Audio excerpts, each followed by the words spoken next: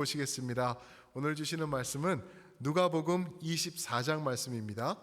누가복음 24장 44절부터 49절 말씀에서 보시겠습니다. 누가복음 24장 44절, 49절까지입니다. 우리 제 성경에는 141페이지에 있고요. 찾으셔서 44절부터 49절까지 저와 한 절씩 교독하시겠습니다. 49절은 합독하실 때 제가 먼저 44절 읽어드리겠습니다. 또 이르시되 내가 너희와 함께 있을 때에 너희에게 말한 바 곧 모세의 율법과 선지자의 글과 시편에 나를 가리켜 기록된 모든 것이 이루어져야 하리라 한 말이 이것이라 하시고, 이에 그들의 마음을 열어 성경을 깨닫게 하시고, 또 이르시되 이같이 그리스도가 고난을 받고 제3일에 죽은 자 가운데서 살아날 것과 또 그의 이름으로 죄 사함을 받게 하는 회개가 예루살렘에서 시작하여 모든 족속에게 전파될 것이 기록되었으니 너희는 이 모든 일의 증인이. 함께 읽습니다. 볼지어다 내가 내 아버지께서 약속하신 것을 너희에게 보내리니 너희는 위로부터 능력으로 입혀질 때까지 이 성에 머물라 하시니라. 아멘. 오늘 본문 말씀을 가지고 복음의 증언이라는 제목으로 말씀을 전해 주실 우리 선교사님은 우리 성도님들 너무나 잘 아시는 박상용 선교사님이십니다. 이곳에 학교가 방학하시면은 자주 오시는데, 그래도 저희가 또 자주 모실 수 있는 기회가 또 닿지가 않았는데요. 이번에는 선교사님 시간이 또 되고 그래서 저희가 이렇게 모셨습니다. 박상용 선교사님 잘 아시죠? 캄보디아에서 우리 신학교 사역을 웨스트민스터 신학교에서 이제 사역을 하시다가 이제는 디아스포라 Theological Seminary 신학 대학원을 직접 만드시고, 거기서 또 현지인들, 그리고 미얀마 학생들, 그리고 한국에서 오시는 선교사님들, 또 평신도 선교사님들, 이런 분들을 중심으로 지금 학교 대학원 사역을 새롭게 또 시작해서 진행 중에 계십니다. 많이 더운 나라죠, 캄보디아, 그죠? 근데 여기도 만만치 않다고 그렇게 말씀하시는 거를 제가 들었습니다. 우리 사모님도 같이 오셨어요. 우리 이광은 사모님, 그렇죠? 이광은 사모님 뒤에 계시는데 우리 한번 박수로 맞이해 주시면 감사하겠습니다. 이 시간 우리 박상용 선교사님 나오실 때도 우리 한번 사랑합니다, 잘 오셨습니다 하는 뜻으로 박수로 우리 선교사님 맞이하면 좋겠습니다.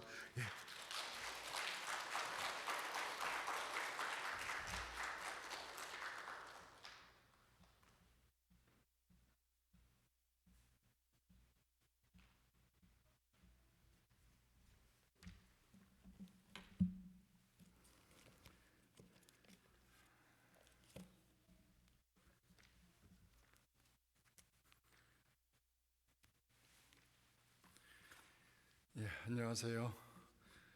말씀을 전할 수 있는 기회를 주신 우리 목사님 감사를 드립니다.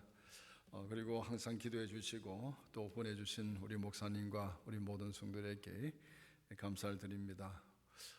지금은 전 세계적으로 코로나 팬데믹으로 인해서 많은 고통을 당하고 있습니다.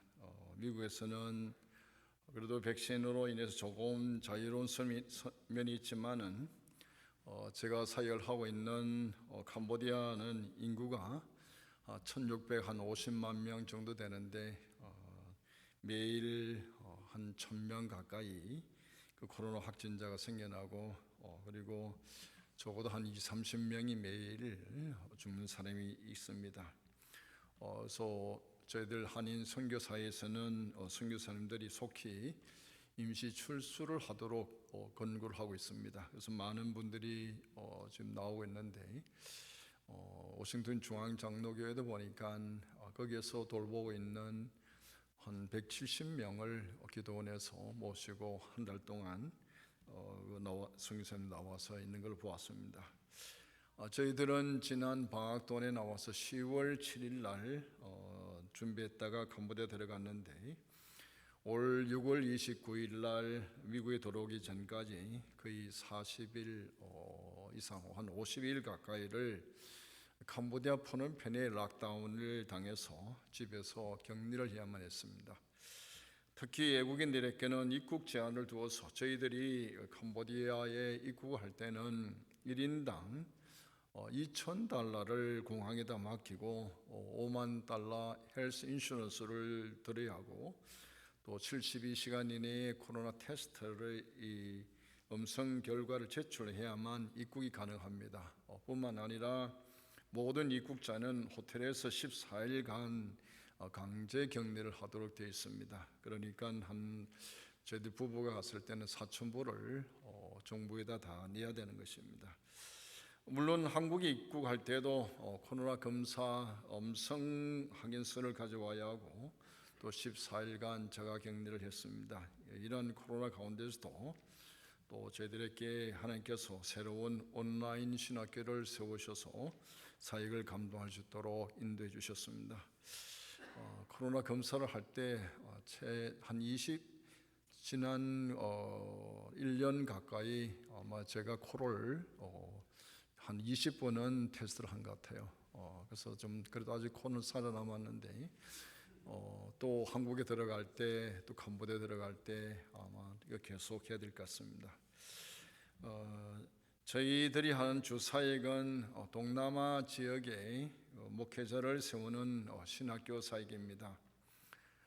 지난 20년 초까지 제가 2015년 2월 15일 날 성도교회를 은퇴를 하고 우리 한인 동부노회에서 그 선교사로 파송을 받아서 캄보디아 웨스트민스터 신학교에서 그 사역을 하다가 지난해 3월 초부터 모든 교회와 신학교가 문을 닫았습니다.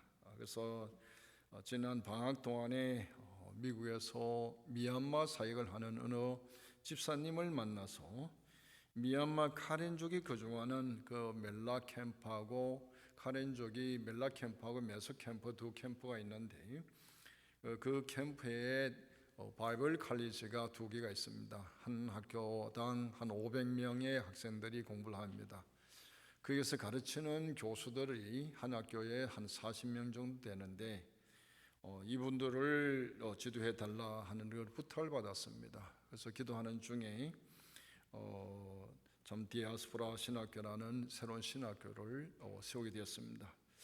그래서 작년 10월부터 온라인으로 미얀마와 캄보디아 학생들을 대상으로 신학 석사 과정인 THM과 목회학 석사 과정인 MDiv 과정을 가르치면서 신학교를 운영하고 있습니다. 멜라 캠프에는 소수민족인 카렌족이 이 미얀마 전체 한 7천 내지 8천 명 가까이 되는데 그 중에 카렌족이 소수민족으로 한 15만 명 정도 됩니다. 이분들이 주로 산지에 살아서 많은 핍박을 받고 있는데 이 카렌족이 미얀마 종족의 핍박을 받아서 쫓겨나서 태국 경계에 와서 편을 와서 거주하고 있습니다. 근데 그 학교에 그 지역에서 바이블 칼리지를 가르치는 우리 교수들을 대상으로 THN 과정에 그 교수 9명하고 한인 선교사님 3명이 공부를 하고 있습니다. 물론 28일부터 가을 학기가 시작되는데 한 5명의 학생이 더 들어오도록 입학이 되어 있습니다. 그리고 MDiv 과정에는 바이블 칼리지를 졸업한 미얀마 학생 9명하고 캄보디아 학생 2명 그리고 한인 선교사님 2명이 온라인으로 영어로 공부를 하고 있습니다. 코로나 이후로 직접 대면에 사역을 할 수 없음에도 불구하고 이제는 온라인으로 지역에 관계없이 오히려 효과적으로 사역을 할 수 있는 패러다임이 열려지게 된 것입니다. 저희 신학교가 효과적으로 사역을 잘 감당할 수 있도록 특별히 기도해 주시기 바랍니다. 저희들이 하는 사역 중에 또 하나는 동남아 지역에 목회자 연수원을 세워서 장차 신학교를 세우는 사역입니다. 동남아 지역에 있는 그 교회의 목회자들이 신학 공부를 아는 사람이 95% 이상이 됩니다. 그래서 그 95% 이상 되는 우리 목회자들을 대상으로 신학 교육을 세워서 좀 이 어려운 때에 말씀으로 무정할 수 있도록 가르치는 사역입니다. 현재는 이 프놈펜에서 7시간 거리에 있는 베트남 경계에 그 몬돌길이라는 주가 있습니다. 캄보디아는 24개 주가 있는데 그 베트남 경계에 몬돌길이 주가 있는데 그는 거기에 2018년부터 1년에 2번씩 지역 목회자 연수 과정을 채우고 있습니다. 한 번 갈 때마다 한 30명씩 모여서 공부를 합니다. 이제 몬돌교회는 2019년 말에 한국교회 후원으로 목회자 연장 교육센터를 건축을 했는데 코로나로 인해서 지금은 중단된 상태입니다. 저는 지난해부터 지난해 10월 도착하자마자 프놈펜에 있는 국제예술대학교의 초청으로 채플린으로 2주에 한 번씩 설교를 감당하고 있습니다. 이 신학교는 한인 선교사님이 세운 예술대학교인데 지금은 칼리지하고 또 그레주에이트 스쿨 대학원이 있습니다. 영어로 공부하는 유일한 우리 예술대학입니다. 이 코로나로 인해서 이 동남아에 복음을 듣지 못하고 많은 사람들이 지금 죽어가고 있습니다. 이 캄보디아만 하더라도 2%도 복음화가 되고 있지 않았습니다. 어떻게 코로나가 진정이 되어서 교회 지도자들이 신학교에서 훈련을 잘 받아서 바른 교회를 세워서 캄보디아와 미얀마, 나아가 이 동남아 지역 그리고 세계를 복음할 수 있도록 기도해 주시기 바랍니다. 오늘 말씀은 부활하신 예수님이 제자들에게 하신 마지막 지상 사명에 대한 말씀입니다. 예수님이 지상 사명은 신약 성경에 5번 나타나는데 복음서에 4번 그리고 사도행전에 1번 나타나 있습니다. 49절에 보면은 너희는 이 모든 일의 정인이라. 사도행전 1장 18절에도 보면은 내 증인이 되리라라고 하셨습니다. 이것은 제자에게 부탁하신 주님의 마지막 부탁입니다. 왜냐하면 하나님의 나라는 예수님께서 오셔서 세워지기 시작을 했고 예수님이 복음을 전거함으로 하나님 나라가 확장되기 때문입니다. 그러면 어떻게 그리스도의 복음의 정인이 되어서 하나님의 나라를 세울 수 있습니까? 먼저 복음의 정인이 나가서 전파할 복음의 내용입니다. 49절에 보면은 예수님께서 제자들에게 이 모든 일의 정인이라고 하셨는데 48절에 보면은 너는 이 모든 일의 정인이라. 이 모든 일을 46절과 47절에 구체적으로 설명을 합니다. 그것은 한마디로 예수 그리스도의 죽으심과 부활입니다. 이 말씀은 부활의 첫날 엠마오를 가는 두 제자께 설명하신 내용과 같습니다. 그것은 구약을 대표하는 율법과 선지자 시편에 기록된 예언의 말씀입니다. 전 구약을 요약을 하면은 예수 그리스도께서 고난을 받으시고 죽으시고 그리고 그리스도가 3일 만에 다시 살아나야 한다 하는 것입니다. 그래서 모든 성경은 바로 그리스도 중심입니다. 예수님께서 제자들에게 세상에 나가라고 하시는 것은 예수 그리스도의 십자가 부활을 전하기 위해서입니다. 정인이 무엇입니까? 보고 듣고 경험한 것을 전하는 사람이 정인입니다. 제자들은 예수님이 십자가를 보았고 말씀하신 것을 들었으며 예수님이 부활을 경험을 했습니다. 그들이 복음의 의미를 경험한 자들입니다.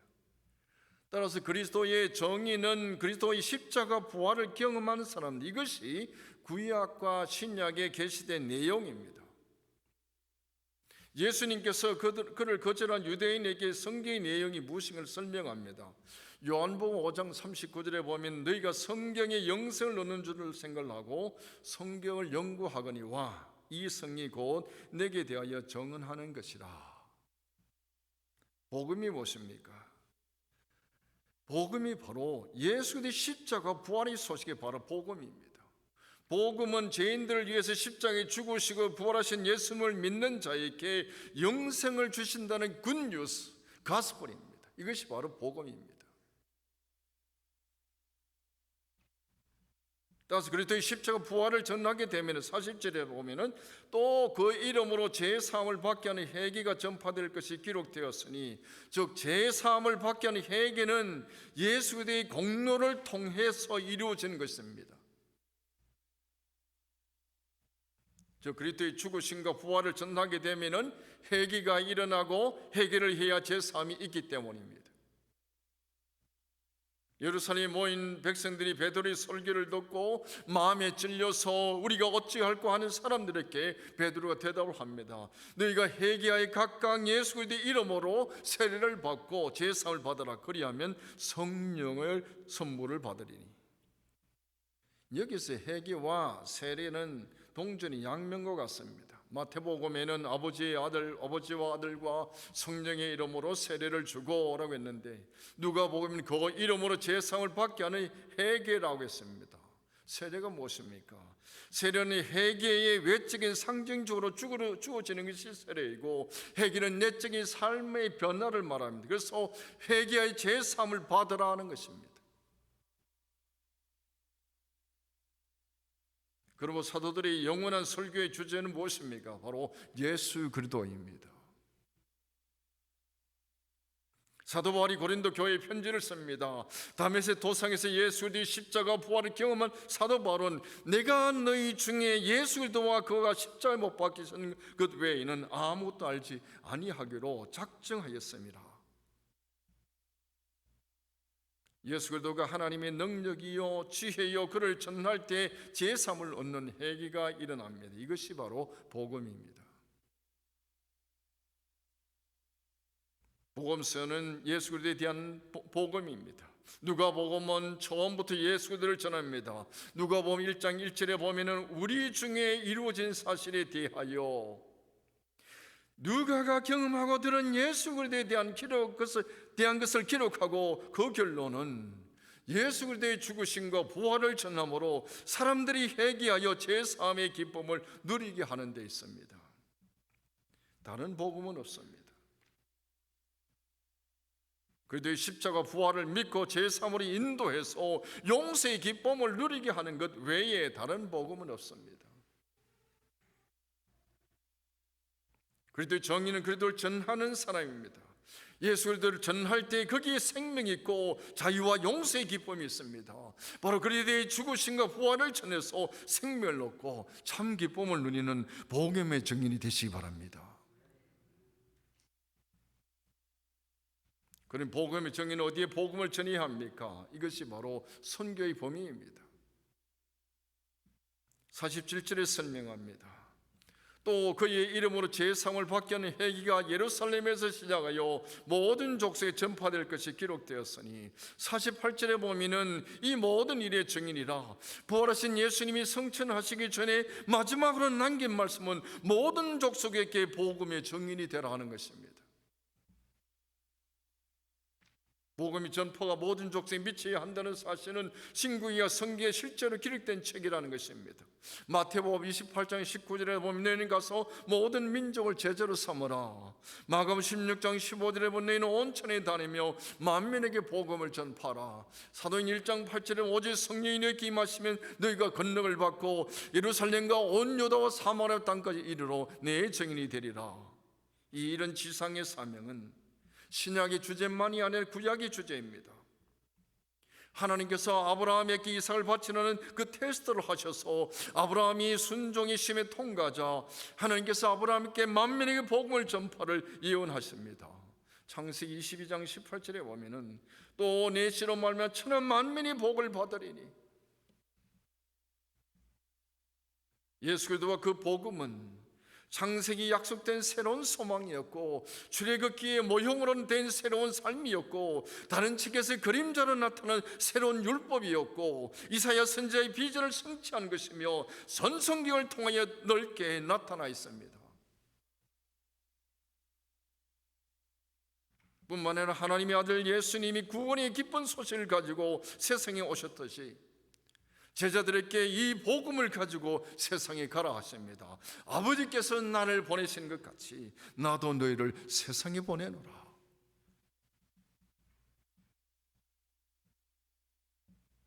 예수님께서 제자들에게 세상에 가라고 하신 것은 바로 예수님께 세상에 오신 이유입니다.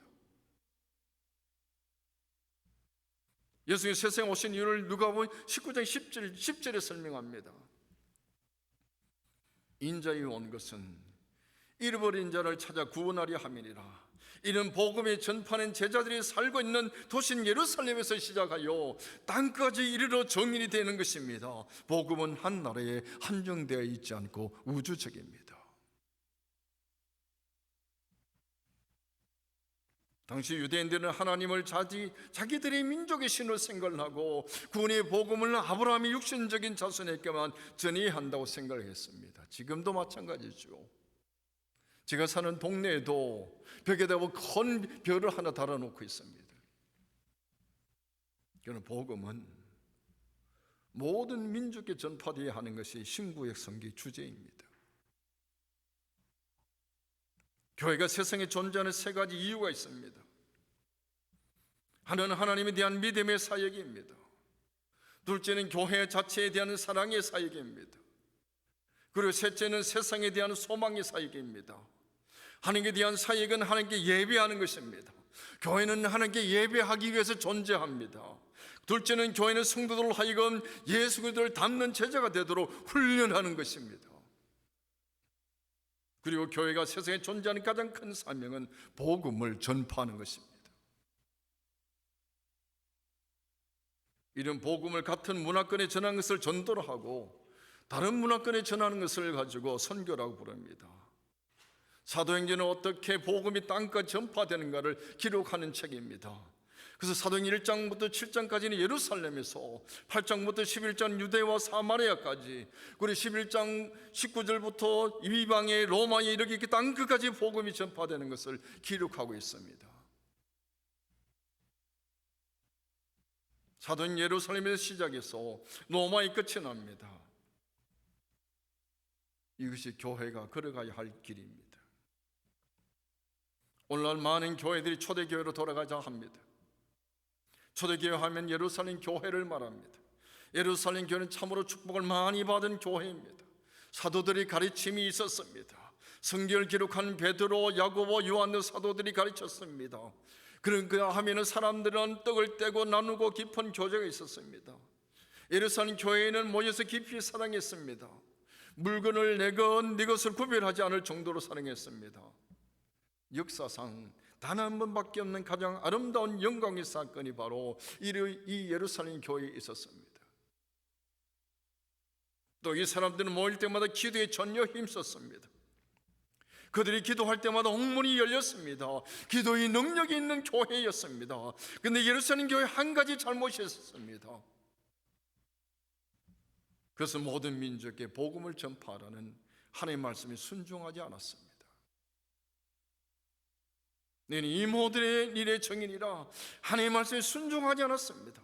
예루살렘 교회는 자기들끼리만 모여서 기도하고 교제하고 자기들끼리만 좋아했습니다. 그들은 땅까지 이르러 정인이 되지 않았습니다. 예루살렘 교회가 불순종을 했다고 해서 하나님께서 역사하지 않는 것이 아닙니다. 전도하지 않으면 내보내시는 분이십니다. 예루살렘 교회의 스데반의 일로 엄청난 핍박이 일어났습니다. 전도하지 않으면 이것이 자기들끼리만 좋아하던 교회에 무서운 핍박이 임하자 할 수 없이 유대와 사마리아와 모든 땅으로 흩어졌습니다.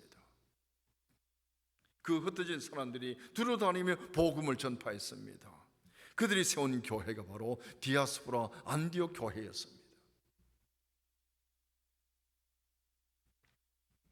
선교 전략에 보면은 템포리 윈도라는 말이 있습니다. 북위 10도와 40도 사이에 전 세계 인구의 3분의 2가 여기에 살고 있고 가장 가난한 사람들의 82%가 이 지역에 살고 있으며 이슬람, 불교, 힌두교의 본부가 이 지역에 있고 복음화가 가장 안 된 지역이 바로 이 지역이라는 것입니다. 캄보디아가 바로 북위 11도입니다. 기독교 인구는 2%도 되지 않는 나라입니다. 주로 아시아 지역이 이 지역에 속하고 있습니다. 또한 포틴 윈도라는 선교 전략이 있습니다. 4살부터 14살 사이 어린이 전도를 말합니다.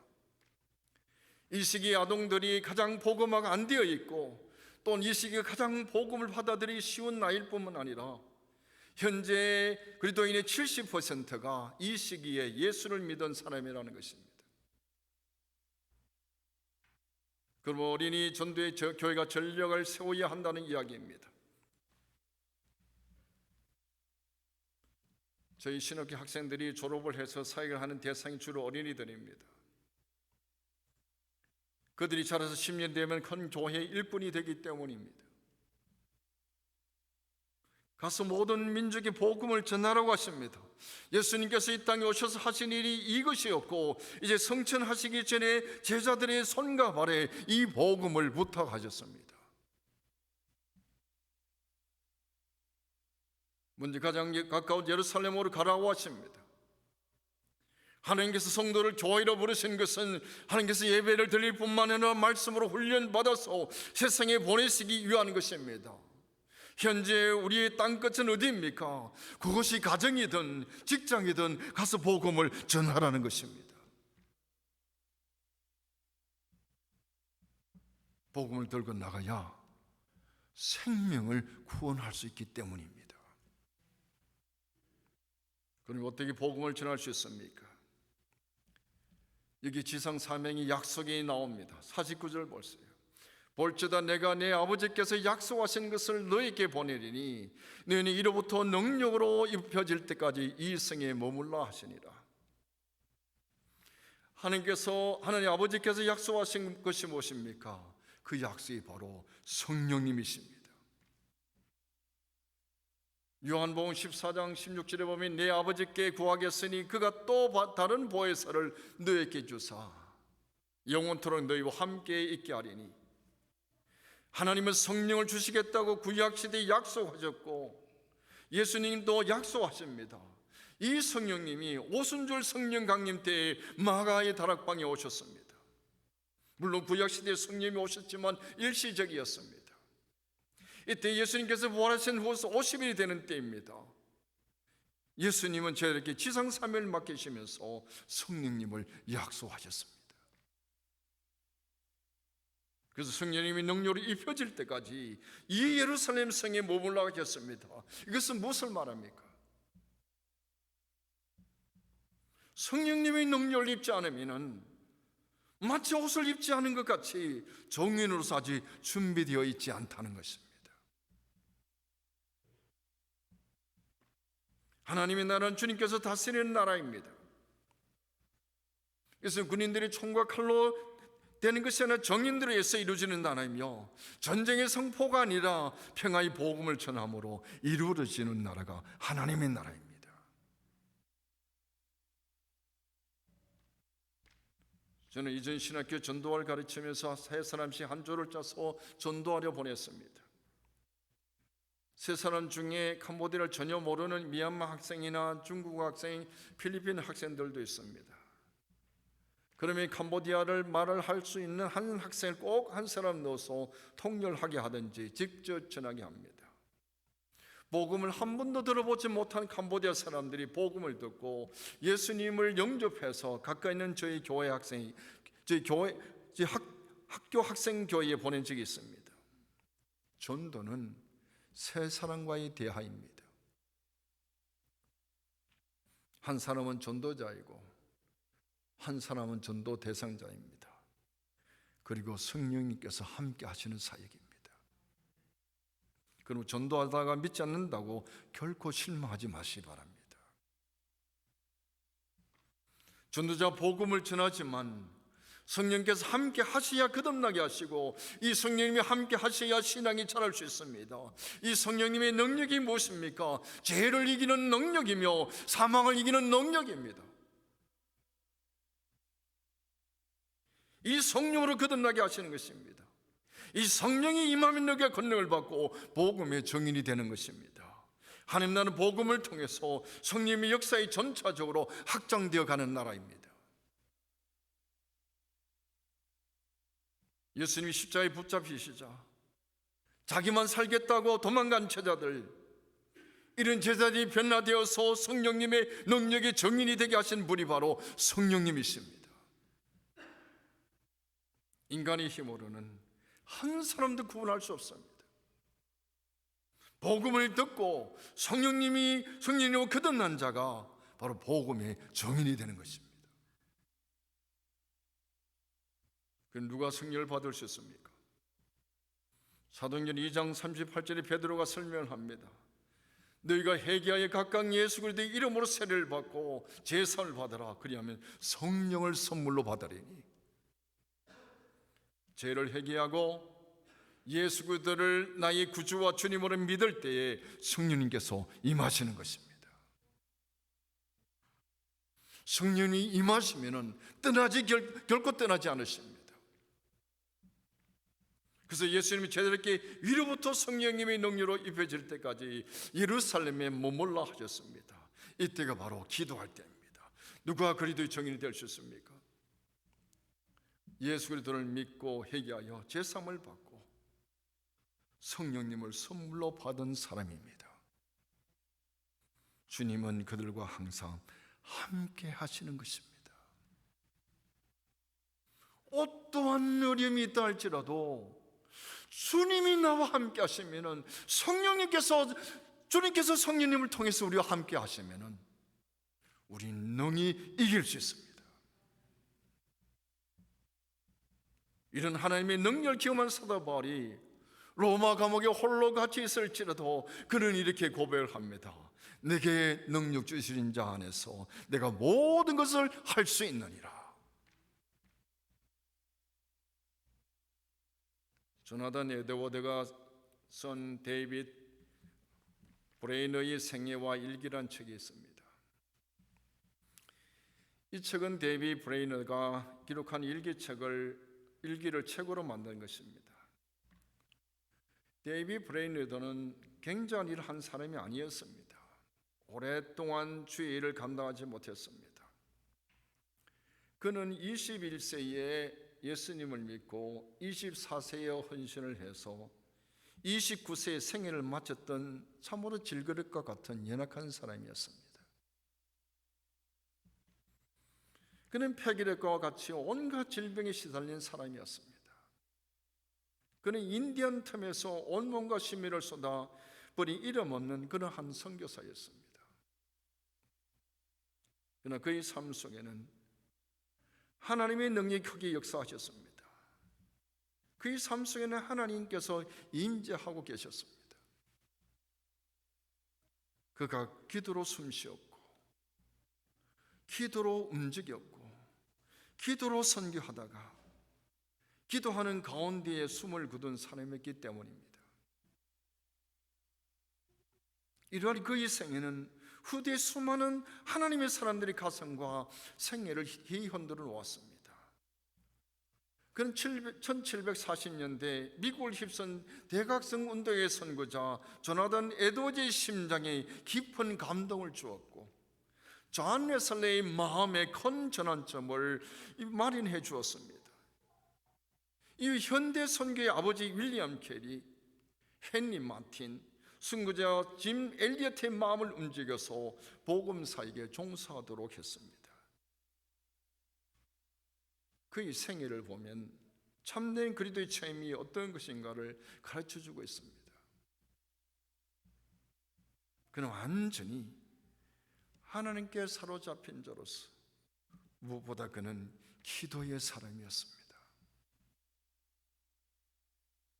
그는 한 시간의 기도 가운데 얻는 기쁨이 이 세상의 모든 기쁨을 능가한다라고 고백을 했습니다. 하나님은 한 평범한 그리스도인에게 성령으로 충만하게 하셔서 놀라운 그리스도의 정인으로 삼으신 것입니다.